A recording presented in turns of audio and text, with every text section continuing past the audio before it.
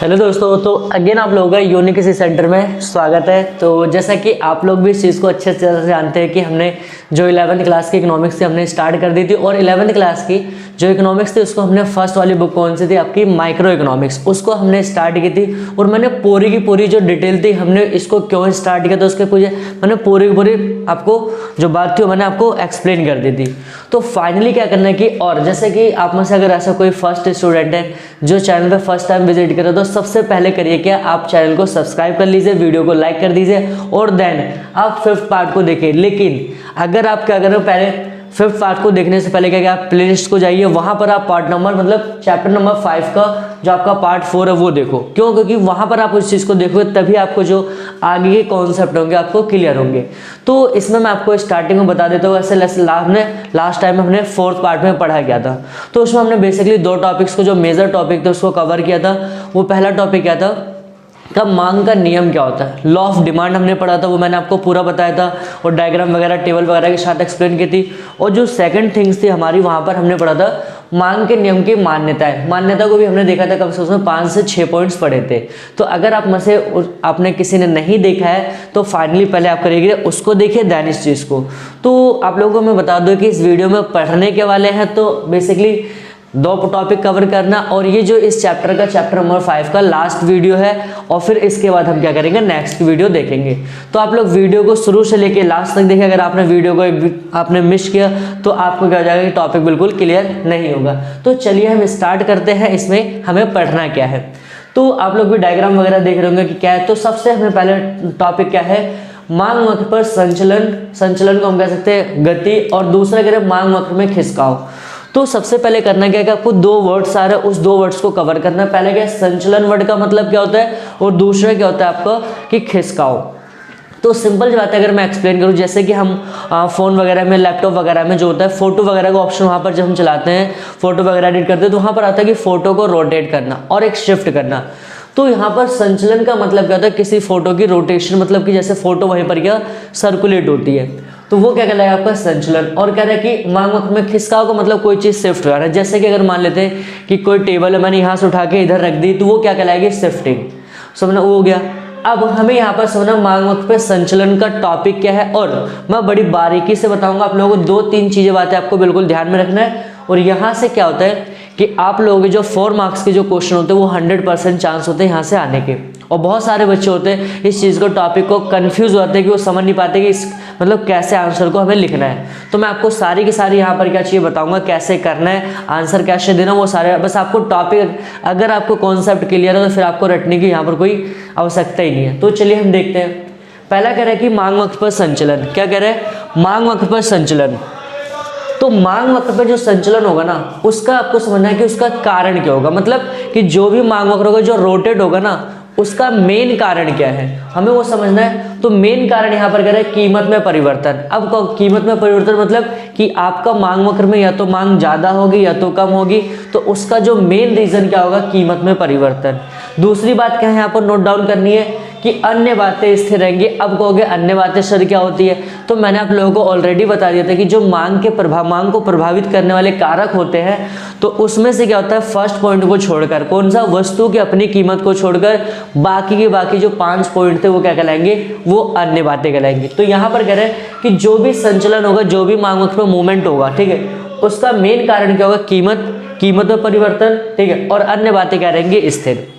और फिर यहीं पर हमें देखना, अब आपसे पूछोगे सर डेफिनेशन क्या होगी मांग में संचलन, तो आप सिंपल से दो, कीमत में परिवर्तन से क्या कह सकते हो, कीमत में परिवर्तन से मांग वक्र पर पड़ने वाले प्रभाव को हम कहते हैं मांग वक्र पर संचलन।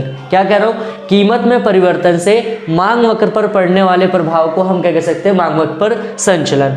अब देखो जो मांग वक्र का संचलन होता है ना, वो बेसिकली क्या होता है, 2 टाइप्स के होते हैं। कितने टाइप्स के होते हैं, 2 टाइप्स के। कौन कौन सा, पहला आपका संकुचन और दूसरा कह रहा है विस्तार। अब आपको ये वर्डिंग समझना है क्या, संकुचन का मतलब क्या होता है, जैसे कि अगर जस्ट मैं एक एग्जांपल ले लूं कि जब बारिश का सीजन होता है तो छाते को हम खोलते हैं तो छाता क्या फैल जाता है, तो वो क्या कहलाएगा आपका विस्तार। लेकिन जैसे बारिश बारिश बंद होती है या फिर हम घर पे आते हैं तो छाते को बंद करते हैं, छाता क्या होता है आपका सुकड़ जाता है, तो मतलब क्या होता है संकुचन। तो आप इसका एग्जांपल ले सकते हो। तो संकुचन का मतलब कम होना। अब आप थोड़ा सा लॉजिक लगाइए कि हमारी जो मांग है वो कम किस केस में कम होगी, किसके कारण के साथ हमें देखना है, कीमत में। अगर कीमत बढ़ेगी, समझ से, अगर कीमत बढ़ेगी तो हम मांग क्या करेंगे, कम करेंगे, ऑब्वियस सी बात है। तो यहाँ पर आप कह सकते हो कि कीमत में, ठीक है, कीमत में वृद्धि के परिणाम स्वरूप, ठीक है, कीमत में वृद्धि के परिणाम स्वरूप मांग वक्र में, ठीक है, या मांग में होने वाली कमी को ही क्या कहते हैं, मांग वक्र पर संकुचन कहते हैं। अब जैसे कि यहाँ पर मैंने आपको एक डायग्राम शो किया है, यहाँ पर आपको देखना है कि ये हमारी क्या थी, कीमत। क्या समझना है कि यहाँ पर पहले हमारी स्टार्टिंग जो प्राइस थी क्या थी, वो पी, और जब हम पी प्राइस थी तो हम क्वांटिटी कितना, क्यू आपका ओ क्यू था। लेकिन जैसे क्या होता है कि हमारी प्राइस क्या होगी, हमारी प्राइस यहाँ पर बढ़ गई, मतलब पी से बढ़कर क्या हो गई, P1 हो गई। तो वहां पर अब आप लोग नोटिस करिए कि वहां पर जो मांग पहले हमारी ओ क्यू थी, अब क्या होगी, वो ओ क्यू आपका 1 हो गया। तो ये क्या कहलाएगा, ये किस चीज को शो करेगा, मांग वक्र में संकुचन को। और सेम एज इट इज यहाँ पर दूसरी बात आपको समझना है, दूसरी बात क्या कह रहे हैं कि विस्तार, तो मांग वक्र में विस्तार का मतलब कि अब आपको मांग बढ़ा रहे हैं, तो मांग कब बढ़ेगी, जब प्राइस बढ़ेगी घटेगी। तो आप लोगों के क्वेश्चन होगा कि सर जब प्राइस घटेगी तो मांग क्या करेंगे, हम ज्यादा करेंगे। तो यहाँ पर वही सिंपल सी बात है कि देखो जब पी आपकी प्राइस थी ओपी, तो हम डिमांड कितनी करते थे, ओ क्यू पे। लेकिन जैसे प्राइस डाउन हुई, मतलब प्राइस ओ, मतलब यहाँ पर P1 हो गई, तो वैसे हमारी डिमांड देखो क्या होगी, ओ क्यू से बढ़कर क्या हो गई, ये ओ क्यू 1 हो गई।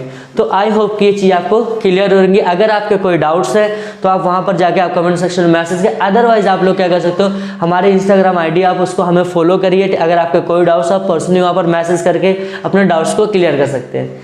तो चलिए नेक्स्ट टॉपिक को देखते हैं। दूसरा क्या टॉपिक कह रहा है कि खिसकाव, मांग वक्र में खिसकाव। अब यहाँ पर आपको समझना, मांग वक्र में खिसकाव का मतलब शिफ्टिंग होना।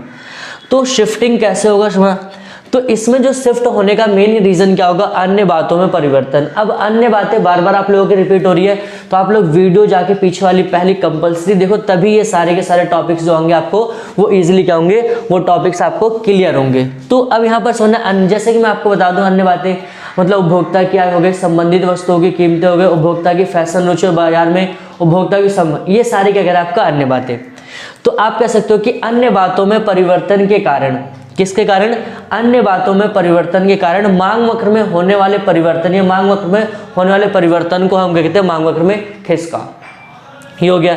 और यहाँ पर प्राइस की कोई बात नहीं होगी, आप लोगों को नोट डाउन कर लेना है। सबसे इंपॉर्टेंट पॉइंट है कि यहाँ पर क्या होगा कि आपकी प्राइस से रिलेटेड प्राइस होगी आपकी, वो कांस्टेंट रहेगी।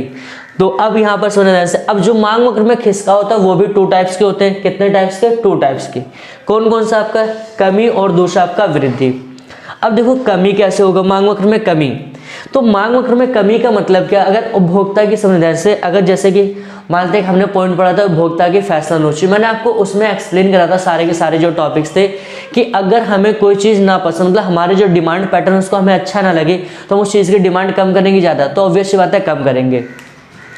तो जब अगर हम मतलब अगर हम ऐसा कहें कि जब उपभोक्ता क्या है में अनुकूल क्या हो, प्रतिकूल परिवर्तन हो, ठीक है, क्या बाजार में उपभोक्ताओं की संख्या में कमी हो, तो इन कारण से क्या होगा कि बाजार में क्या होगा, मांग कम की जाएगी। तो मांग वक्र क्या होगा, नीचे की तरफ आपका शिफ्ट हो जाएगा।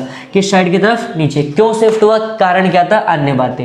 यहाँ पर प्राइस को लेके कोई बात नहीं होगी, मैं बार बार कह रहा हूँ कि इसको हाईलाइट कर रहा हूँ, कि हाईलाइट कर रहा हूँ कि आपको कीमत को लेके यहाँ पर कोई बात नहीं होगी।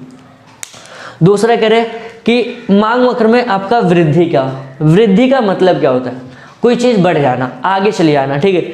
अब अगर हम समझ जैसे कि अगर बाजार है, ठीक, उसमें अगर उपभोक्ता की जो कंज्यूमर्स है उनकी संख्या लगातार क्या हो रही है, बढ़ रही है। क्या हो रहा है कि उनकी संख्या लगातार बढ़ रही है, तो संख्या लगातार बढ़ने से क्या होगा कि वहाँ पर मांग क्या ज़्यादा होगी, ठीक है। अगर हमारी फैशन और रुचि में क्या होता है कि अनुकूल परिवर्तन आता है, मतलब हमें चीज़ें अगर पसंद आने लगती हैं तो उससे क्या करेंगे, हम उसकी ज़्यादा डिमांड करेंगे। तो इससे क्या होगा कि मांग वक्र क्या हो जाएगा आपका यहाँ पर दाईं ओर शिफ्ट हो जाएगा, जिसे हम क्या कहेंगे मांग वक्र में वृद्धि। सो आई होप कि आपकी जो 2 टॉपिक्स आपको अच्छे से क्लियर हो होंगे। आप वीडियो को कमेंट करके आप बता सकते हो कि आपको वीडियो कैसी लग रही है। तो चलिए हम चलते हैं हमारे टॉपिक नंबर नेक्स्ट है। और ये क्वेश्चन कई बार आया हुआ, और इसमें क्या होता है कि इस टॉपिक में बहुत सारे जो स्टूडेंट होते हैं वो कंफ्यूज हो जाते हैं, वो अपना पर्सनली एक्सपीरियंस शेयर करने लगते हैं इस आंसर के साथ, इस क्वेश्चन के साथ, जबकि ऐसा बिल्कुल गलत है। आपको ये चीज़ें नहीं करना है, क्योंकि आप लोगों को मैंने ऑलरेडी बता दिया था कि जो हमारी इकोनॉमिक्स होती है वो क्या होती है, अपनी एक अलग लैंग्वेज के थ्रू फंक्शन करती है, उसकी एक अलग अप्रोच होती है पढ़ने की, और उसको लिखने का एक अलग अप्रोच होता है। तो हमें यहाँ पर अब समझना है, कह रहा है कि मांग वक्र ऋणात्मक ढाल वाला क्यों होता है, ठीक है। एक क्वेश्चन ये कह रहा है, इसी क्वेश्चन को दूसरे क्या मतलब फ्लेक्सिबल कर दिया जाता है। दूसरा क्या है कि जब कीमत गिरती है तो उस वस्तु को अधिक क्यों खरीदा जाता है। अब सिंपल बात है, यहाँ पर लोग ना, मैं बार बार कह रहा हूँ कि बच्चे जो होते हैं वो अपने एक्सपीरियंस को शेयर करने लगते हैं कि क्योंकि लोगों को सस्ती लगती है, लोग पसंद करते, जबकि ऐसा यहाँ पर आंसर आपका कोई ऐसा ये क्वेश्चन ये रिक्वायर्ड ही नहीं करता है, ऐसे कोई आंसर की एक्सपेक्टेशन ही नहीं करता। तो हमें आंसर में क्या देना, आंसर में बस बेसिकली 4 पॉइंट देना है। क्या कह रहा है क्वेश्चन, तो आप लोगों को समझ में आ रहा होगा। क्वेश्चन सिंपल करेगी, जो मांग में करे जो शेप बनता है ये आपका नेगेटिव स्लोप वाला क्यों बनता है, ये हो गया। दूसरा कि अगर कीमत घटेगी तो ज्यादा उसको क्यों खरीदते हो, उसके पीछे क्या क्या रीजंस है। तो आप इसको रीजन के तौर पे ले सकते हो कि इन रीजन के कारण क्या होता है कि हम किसी चीज को ज्यादा खरीदते हैं। अब पहला कह रहा है कि हर समान सीमांत उपयोगिता का नियम। आप कहोगे सर ये तो हमने पढ़ा हुआ है। जी बिल्कुल, ये आपका बिल्कुल पॉइंट आता है, क्योंकि ये नियम हमें क्या बताता है, ये नियम हमें सिंपल से बताता है कि जब हम किसी वस्तु की इकाइयों का ज्यादा उपभोग करेंगे तो क्या होगा, मतलब उससे मिलने वाली संतुष्टि क्या होगी, हमारी घटेगी। और सेम एज इट इज क्या होता है कि जब किसी वस्तु की कीमत गिरती है, क्या कह रहा हूं कि जब किसी वस्तु की कीमत गिरती है तो उपभोक्ता द्वारा उस वस्तु की मांग करने के लिए अधिक से अधिक आय खर्च की जाती है। तो आप यहां पर कह सकते हो कि हर समान सीमांत उपयोगिता का नियम के कारण क्या होता है कि इसलिए मांगों का ऋणात्मक ढाल वाला होता है। दूसरा कह रहे हैं कि प्रतिस्थापन प्रभाव क्या होता है। अब आपने एक प्रतिस्थापन वस्तु जो आपको मैंने पढ़ाया होगा, सब्स्टिट्यूशनल गुड्स आपको पढ़ाया होगा, अगर आपने नहीं देखा है तो आप लोग वीडियो जाके चेकआउट कर सकते हो। तो प्रतिस्थापन प्रभाव का मतलब क्या होता है, तो यहाँ पर हमें समझना प्रतिस्थापन प्रभाव का मतलब कि जैसे कि होता है कि समझना ध्यान से कि अगर एक मार्कर की प्राइस है वो क्या है आपकी 40 रुपये और एक मार्कर की प्राइस क्या है 30 रुपये। तो आप लोग बताइए कि मैं मार्कर कौन सा यूज करना चाहूंगा, तो आप कहोगे सर आप 30 वाला यूज करो, क्यों, क्योंकि आपको सस्ता पड़ रहा है। तो सेम एज इट इज क्या होता है प्रतिस्थापन प्रभाव का मतलब कि महंगी वस्तुओं के स्थान पर 40 वाला मार्कर था, हमने क्या 30 का ये इस्तेमाल करेंगे। तो कह रहा है प्रतिस्थापन कि महंगी वस्तुओं के इस्तेमाल पर, महंगी वस्तुओं के स्थान पर सस्ती वस्तुओं का इस्तेमाल करना, ठीक है, सस्ती वस्तुओं का इस्तेमाल करना क्या कहलाएगा, वो उपयोग करना प्रतिस्थापन प्रभाव कहलाएगा। तो बस आपको इसमें ये बताना है। नेक्स्ट चलते हैं आय प्रभाव। अब आय प्रभाव का मतलब क्या होता है, आप थोड़ा सा लॉजिक लगाइए इसमें।